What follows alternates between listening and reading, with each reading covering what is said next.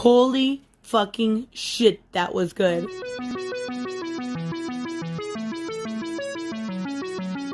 Hey guys, it is Tristan with Nerdette's NewsStand, and I'm trying something a little different here. Hopefully it works out, but we're going to take a look at Jinny Hex today, because this has been a little bit of a controversy with Mag's actual interview with Newsarama, and then in the last 24 hours we've seen Gleb Melkinov, and I'm sure I said that completely wrong, taking a lot of heat because he simply doesn't like talking heads. And I kind of agree with what he said. It's a waste of space. It's a very Bendis, Tom King kind of thing.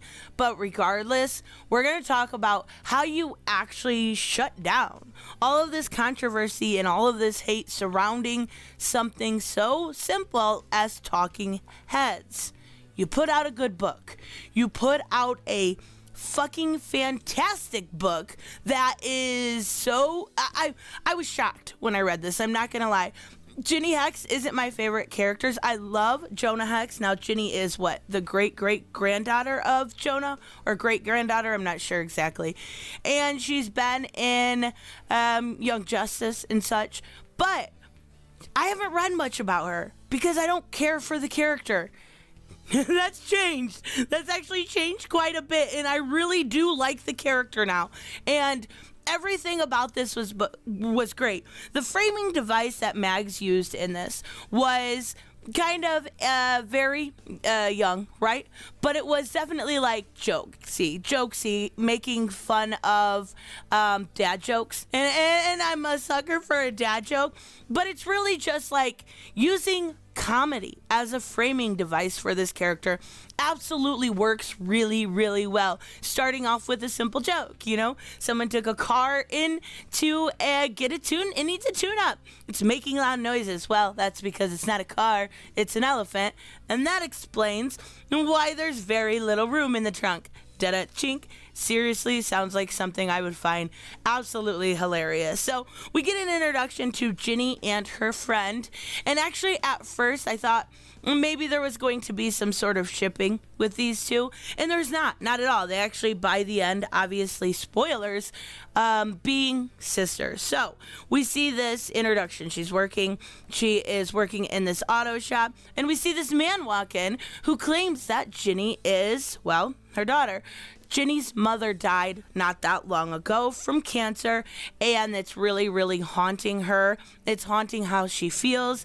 It's taking over her everyday life, but yet she's still able to function, kind of like how most people handle tragedy. Well, he did the math. He was a Facebook creep and totally stalked her on Facebook and found out that Jinny actually was his daughter. The timing went out, was right, and they do this whole like montage of being together, right? The next day they look at the stars, they become friends, they kind of go together, and they talk a little bit about, of course, about Jonah, but mostly about Virginia, which is Jinny's daughter. Now, this is kind of where we see the turn happen. Later that week, we see them getting a little skeptical of him, and they walk into the auto shop. He is tied up. He's sick of playing games. He wants her inheritance. Now, Jinny's inheritance is something nobody's ever going to inherit in real life. It is a box of otherworldly things from her great-granddad, and he wants it because there's something in there he needs, and he actually gets into a fight with Jinny, and he is able to get it, right? He's able to actually get this third eye. It's called a God's eye. After all these years he's been searching for it, he's found the God's eye, and it takes over his body. Now, I thought it was pretty funny, this part right here. Can I click? It's pretty funny. Gleb was talking about talking heads.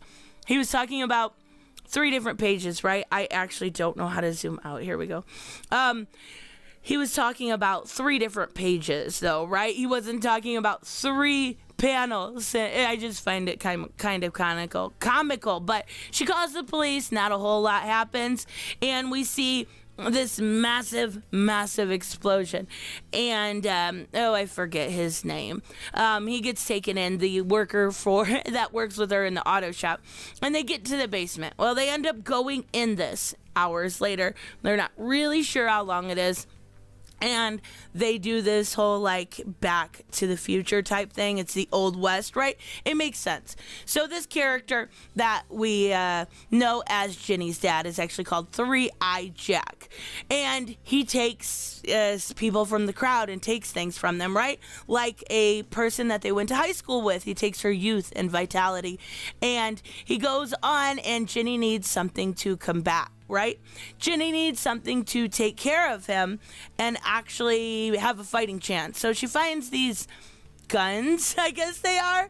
And first she has to take down, these are the people that worked with her. And so she doesn't use lethal force, but she's got to get around them, right?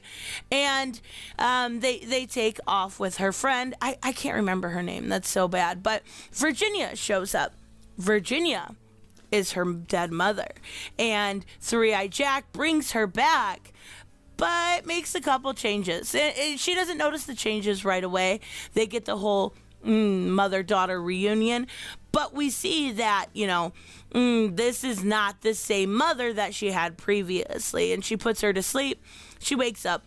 We get a couple little more jokes. And I really do like how she did that as a framing device. But we see that, she's on her side, and they've got her friend. They have her, and she's in a bad spot right now. They're going to take over her body.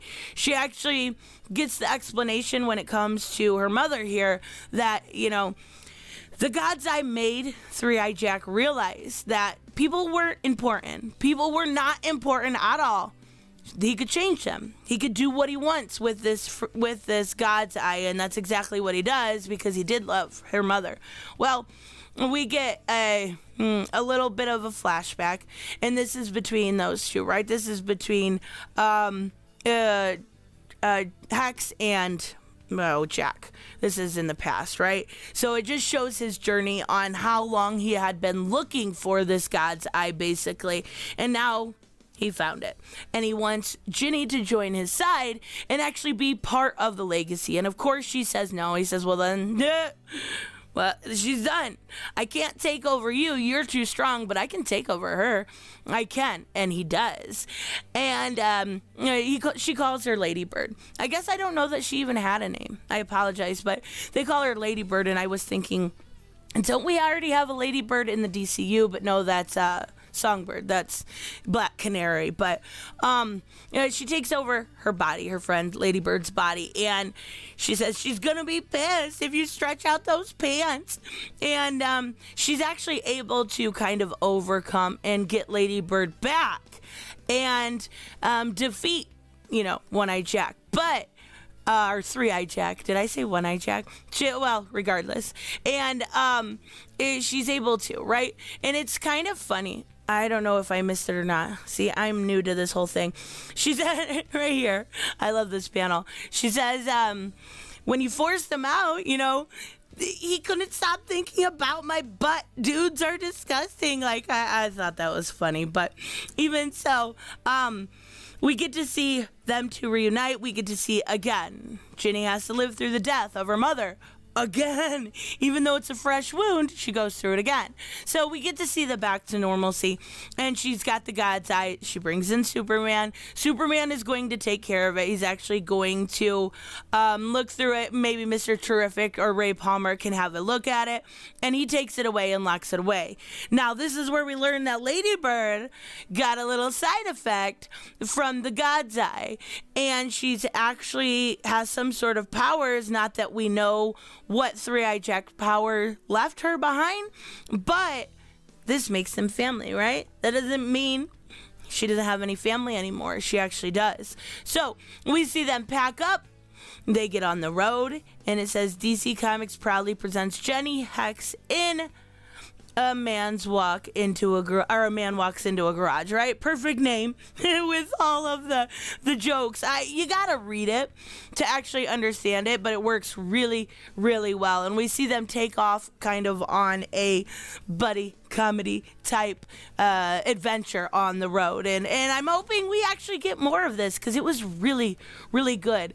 Gleb's art is beautiful, and I think that, you know, for all of her faults, Mags did a fantastic job. This is the best book I have ever read by Magdalene Visaggio. She did a great job. So let me know, of course, what you guys think about this. I was, not gonna lie, I was very impressed. I really, really like this, and this makes me hope we get some more. So let me know. I will see you guys in the next one. Bye-bye.